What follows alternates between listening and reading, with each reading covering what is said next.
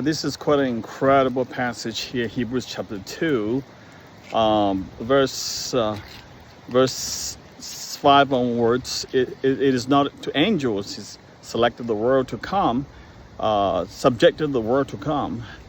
But there's a place which says, what is mankind? You made him a little lower than angels, but you put everything under his feet. In putting everything under them, God left nothing that's not subject to them.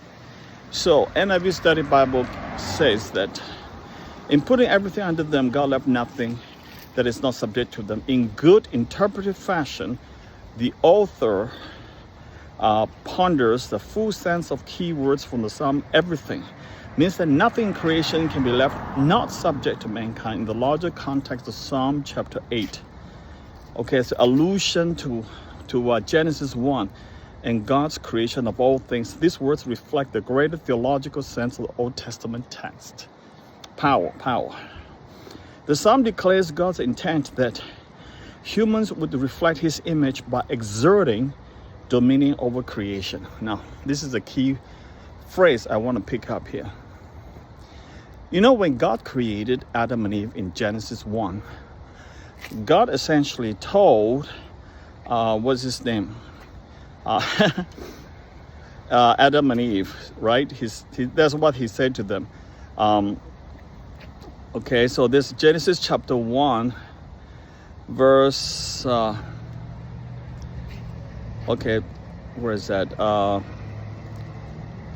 Okay, verse 26 on, then God said, let us make mankind in our image, in our likeness, so that they may rule over the fish of the sea and birds of the sky, over the livestock and all the wild animals and all the creatures that move along the ground.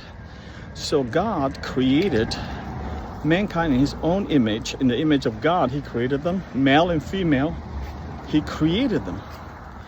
God blessed them and said to them, be fruitful and increase in number, fill the earth and subdue it, rule over the fish in the sea and the birds, every living creatures. Okay, so God created mankind to rule over everything on earth. Everything. Why? Because God is supposed to rule over them.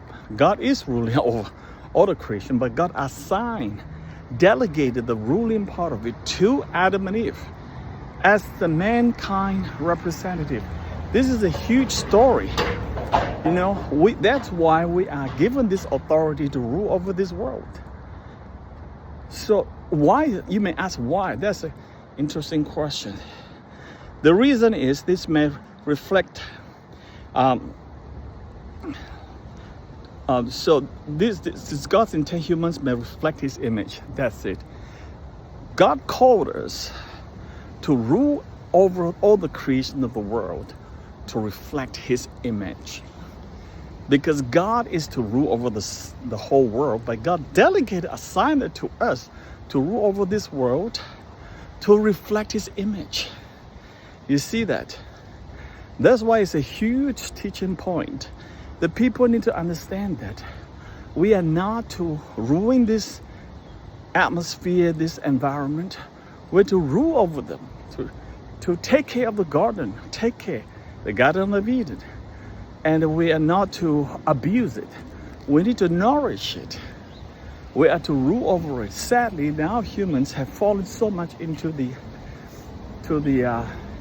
degradation, depravity of mankind. We are. So when I say we, it means the elect, the people of God. So the people of God to really exert our sphere of influence in all layers of society. And that's why Herman Bavinck and Abraham Kuyper especially talks about there's no square inch on the ground that Christ doesn't cry out, it's mine. Okay, everything you see in this world, every square inch of it is Christ. Everything is all God's. God created them. All right, so we are therefore to exert our influence. When I say everything, that includes social, political realm. We have to be a salt and light to the world. And God also told Israel in the book of Jeremiah, when they exiled to Babylon, pray for the city. Because when the city prosper, you prosper. Pray for them. But it's not just praying. Be a salt and light. Influencing.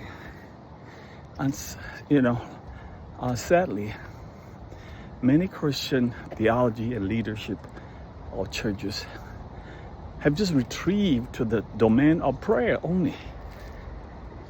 And never speak out on social, economic, social, political events happening. That concerns them because it's part of everything. To rule over, to have dominion. All right, so let's bring this out and let the people of God continue to march on with that. Pray and speak out and act. Amen.